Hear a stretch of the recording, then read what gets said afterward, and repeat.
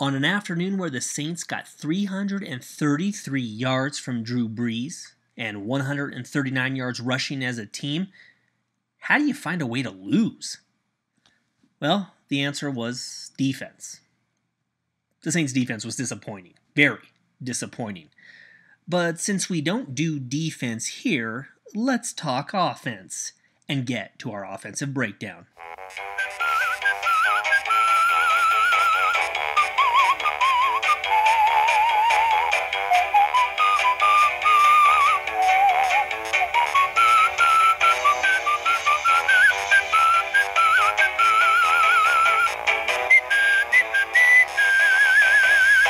This Atlanta game started very similar to the 2009 opener versus Detroit. Back then, the Saints marched down and scored on its first two possessions. But in 2009, they didn't score field goals. They were touchdowns. Against Atlanta, New Orleans built a 20-7 lead when it really should have been 28-7. But unlike that 2009 opener, the Saints weren't able to answer the Falcons' rally. The biggest reason? Well, our play of the game. 3:01 left in the third quarter, 3-point game. Saints marched 64 yards to the Atlanta 14, and on third down, Drew Brees tries to squeeze the ball into Brandon Cooks, but it's intercepted. And here's what the Saints were trying to do. We're in shotgun, 11 personnel, PT in the backfield, Graham tight left. Brandon Cooks is going to come in motion left to right to join Colston in the slot, and Morgan on the right side. Now at the snap, Brees uses his eyes to keep the safety in the middle of the field. This allows Cooks, who's running a skinny post, to get open for just a second. Cooks' quickness, armed with a well-timed throw, is the design of the play, and it's supposed to lead to a touchdown. But here's what went wrong.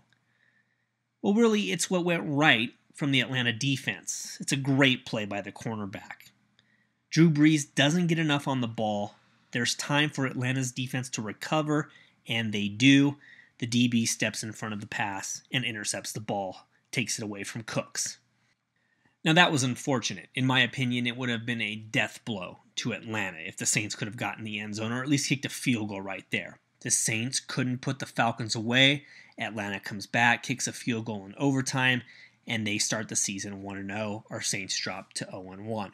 Now, no crisis here, Saints fans, because the Saints are still good. In fact, they're very good. They will be great in 2014. So let's keep that in mind as we look at what I liked from Week 1. The main thing, our running game. Mark Ingram logged 60 yards and 2 touchdowns. PT and Kyrie were over 4 yards per carry. But my favorite run of the afternoon had to come in the fourth quarter. 9:38 left, 2nd and 5 from the Atlanta 22. It's a simple zone read left. Body on body by the Saints. Marcus Colston with a nice seal right there on the slot DB. Mark Ingram gets to the second level of the defense. Hey, there's a nice downfield block by Brandon Cooks. And then Mark Ingram takes over, showing his toughness, showing his quickness. He would score one play later. Now against the Falcons, the Saints averaged 5 yards per rush. The aforementioned 139 yards on the ground as a team. Well, that would have eclipsed every regular season game but one last year. Yeah, the November 10th 41st down effort against Dallas, the Dallas butt-whooping. Oh yeah, and the Saints had that 185-yard performance in Philadelphia in the playoff game. That was their second best team rushing effort of the season. But to me and many Saints fans, those games were aberrations in a 2013 season that ended with the Saints rushing for just 92.1 yards per game as a team. In fact, out of 18 contests in 2013, New Orleans eclipsed the 100-yard rushing mark just 7 times, 3 of which were 108 yards or fewer. Let's put that in perspective.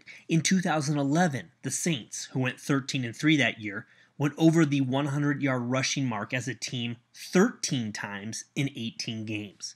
In 2009, the year they won the Super Bowl, the Saints went over the 100-yard mark as a team 13 times in 19 games. Why did I bring that up? Well, those are 2 benchmark seasons for Saint fans. So the question after Week 1 is, have we rediscovered our running game to the heights of the 2009-2011 season? Before I go, here's a couple more plays that I really love from the Falcon game.